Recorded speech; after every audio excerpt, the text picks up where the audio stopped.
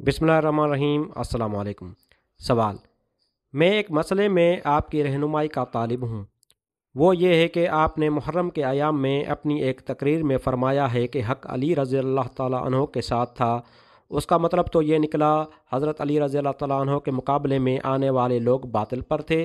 आपने ये भी फ़रमाया कि हज़रत अली रज़ी अल्लाह ताला अन्हो की 3 गिरोहों के साथ खून रेज़ लड़ाइयाँ हुईं, लेकिन उन्होंने हुदूदुल्लाह से तजावज़ ना किया और मुकाबिल गिरोह के अफराद को न तो कभी कत्ल किया, न उनके बीवी बच्चे लोंडी गुलाम बनाए। आखिर हज़रत अली रज़ी अल्लाह तआला अन्हु ने कौन सी लड़ाई में फ़तह पाई थी कि वो ये अंदाज़ अख्तियार करते? हज़रत अली रज़ी अल्लाह तआला अन्हु को हुज़ूर सल्लल्लाहु अलैहि वसल्लम के बाद हुकूमत की हमेशा ख्वाहिश रही। रवायत के मुताबिक उन्होंने काफ़ी अरसे तक हज़रत सिद्दीक़ रज़ी अल्लाह तआला अन्हु की बियत नहीं की। हज़रत उमर रज़ी अल्लाह तआला अन्हु ने जब 6 आदमियों पर मुश्तमिल कमेटी कायम की तो उनमें हज़रत अली रज़ी अल्लाह तआला अन्हु भी थे। बाकी असहाब तो दस्तबरदार हो गए, लेकिन जब हज़रत अली और हज़रत उस्मान रज़ी अल्लाह तआला अन्हा का मामला आया तो हज़रत उस्मान रज़ी अल्लाह तआला अन्हु मुत्तफ़िका तौर पर खलीफा चुन लिए गए, जिस पर हज़रत अली रज़ी अल्लाह तआला अन्हु बड़े बरहम हुए और मस्जिद से बाहर निकल गए और बाद में आकर बियत की। उसके बाद जब खुद हज़रत अली रज़ी अल्लाह तआला अन्हु को खलीफा चुना गया तो चुनने वाले मदीने के चंद असहाब ही थे।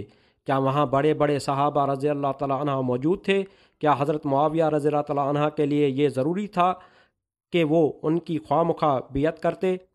उसी तरह जब हज़रत हुसैन रज़ी अल्लाह तआला अन्हु का वक्त आया तो सब सहाबा रज़ी अल्लाह तआला अन्हा ने उन्हें कूफा जाने से मना भी किया, लेकिन आपने किसी की बात भी ना सुनी। आप ही फरमाएं कि एक मुंज़िम हुकूमत के मुकाबले में जब के सिवाय हलाकत के कुछ नज़र ना आता हो, मुकाबले के लिए निकल खड़ा होना कोई दानिशमंदाना इक़दाम है? क्या इस्लाम यही तालीम देता है? ऐसे मौक़े पर जबकि बिल्कुल इंसान बेबस हो, किसी मुंज़िम हुकूमत के ख़िलाफ़ उठ खड़ा हो तो उसका अंजाम ऐसा ही होगा। जवाब: आपका इनायतनामा मिला।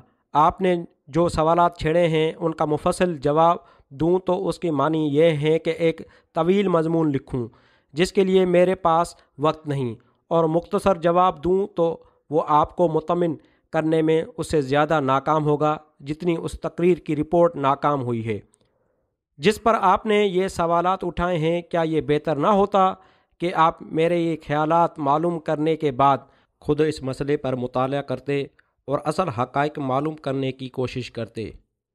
आपको शायद मालूम नहीं है कि इमाम अबू हनीफ़ा जैसे मोहताद फ़िक़्ही के राय भी यही थी कि हज़रत अली रज़ी अल्लाह तआला अन्हु की जितनी लड़ाइयाँ भी मुख्तलिफ़ गिरोहों से हुईं, उनमें हक़ हज़रत अली रज़ी अल्लाह तआला अन्हु ही के साथ था। बल्कि जंग सफ़ीन में हज़रत अम्मार बिन यासिर रज़ी अल्लाह तआला अन्हु की शहादत के बाद ही उलमाए अहले सुन्नत का इस बात पर इजमा हो गया था कि फ़रीक मुकाबिल की हैसियत बाकी गिरोह की है, क्योंकि हुज़ूर सल्लल्लाहु अलैहि वसल्लम ने पेश गोई फरमाई थी कि अम्मार बिन यासिर को एक फ़ई बागी कत्ल करेगी। आपने इस बात को भी फरामोश कर दिया कि नबी सल्लल्लाहु अलैहि वसल्लम की एक और पेश गोई की रूह से खिलाफत का दौर हुज़ूर सल्लल्लाहु अलैहि वसल्लम के बाद 30 साल तक था और उसके बाद मलूकियत शुरू हुई।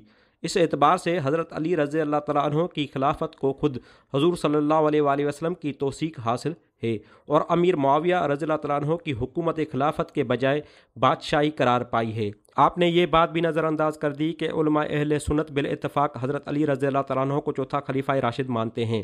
उसको उन्होंने अक़ायद अहले सुन्नत की किताबों में सब्त किया है और सदियों से मिंबरों पर उसका ऐलान हो रहा है ताकि शिया और ख़वारिज से अहले सुन्नत के मसलक का इम्तियाज़ वाज़ह हो।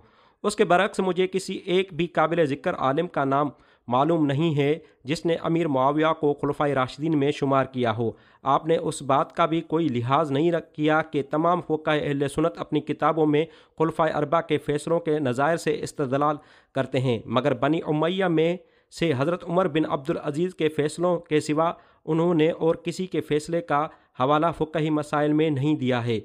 उन उमूर को निगाह में रख कर आप सही नुक्ता नज़र से तारीख़ का मुतालिया कीजिए और तबक़ात इब्न साद, तिबरी, इब्न असीर और इब्न कसीर वगैरह माख़ज़ असलिया को पढ़िए। उसके बाद मुझे उम्मीद है कि आपको मुझसे कुछ पूछने की ज़रूरत पेश न आएगी।